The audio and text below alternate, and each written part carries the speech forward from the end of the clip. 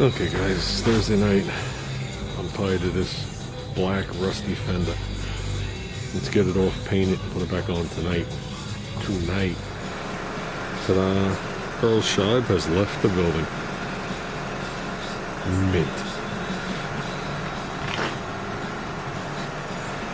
Call it good. Okay. This is the final chapter in the Outlander. I can't lie to you guys, I'll tell you what really happened. There you go. Unpainted again. Nothing wrong with this whatsoever. Okay, besides the fact that it's an aftermarket piece of shit and almost every edge was off, that didn't bother me one bit. The bottom line with the car was, the car was totaled. We were given X amount of dollars to total the car. Then we bought the car back for $400. And the question was going to be, how much did it take to make the car up and going, since they stopped writing at $6,000. Okay. I did everything that had to be done bodywork wise, minus paint. We'll talk about that in a second. I did everything that has to be done mechanically wise. I got all the parts. And with just a shade under, or around $900. That includes me paying the $400. I consider that pretty good. Technically what happened was I needed the splash shield, the inner splash shield. Okay, about a little over $900, I'm sorry. I needed the inner splash shield. So instead of going to Mitsubishi and spending a ridiculous amount for the inner splash shield, I went back online and saw what was local. And a yard here, about 15 miles from where I work, just got one in silver, my year, my color. And had the fender there. And the fender, it was cheaper to buy the fender than to go buy the inner fender well liner, the piece of plastic from Mitsubishi. It was like half the price. And it came with the pieces of black plastic I was missing here to hold the trim on. It came with that light, which I really didn't need. And it came with some miscellaneous clips, and it came with the inner fender well, came with everything. It was on the car when I went there.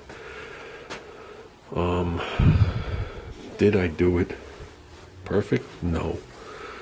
If you wanted this thing to be perfect, where you brought it to a body shop and got it back and nobody noticed, you needed a bumper cover. Only because of where it meets up to the side of the fender here. Okay, from here to here, the part you see isn't really connected here. Okay, it doesn't stay there, yeah. Do you notice it just a little? If you look, yes. If you wanted it exact, it needed a new bumper cover. Okay, was that all minute? Yes. Now, here's the deal. I wound up getting silver parts for the car. Okay, there's a shade issue with the two doors to the rest of the car. Not massive, only a couple of shades. Not like it's 50 shades, or one's gray and one's silver, or one's red and one's blue. I could deal with that. Bottom line is with this, I was going to end up shooting the side of the car, because it looked like shit driving around with that fender on there. I was going to shoot the side of the car, get the plastic trim, whatever. This was a fraction of doing that, and I just spent about 45 minutes to an hour swapping the fender back out. Because you got to loosen up the bumper cover, move it out. Oops, you got to pop the headlight out, then you got to do the fender. And the strange part is when I put this thing on, this hole they opened up one size. Okay, that one was already opened, and that one's smaller. That's the way it came. I put the factory fender on, put it on, lowered the hood. I think I went out on this, in on that, popped the hood back, tightened them, and called it good.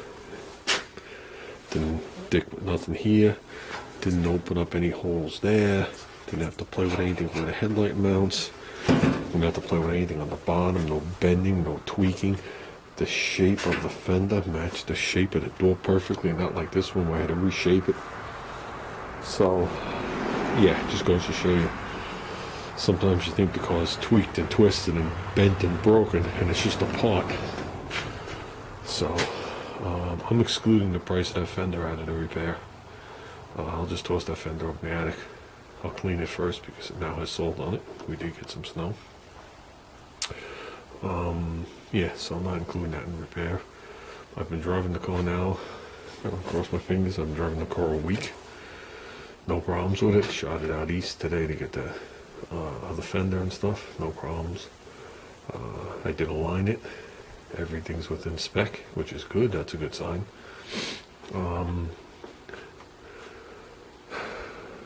So basically what I have to do is I had to put that inner liner in. They gave me all the clips that hooked here, but there's all clips and shit that hook to the car that I don't have.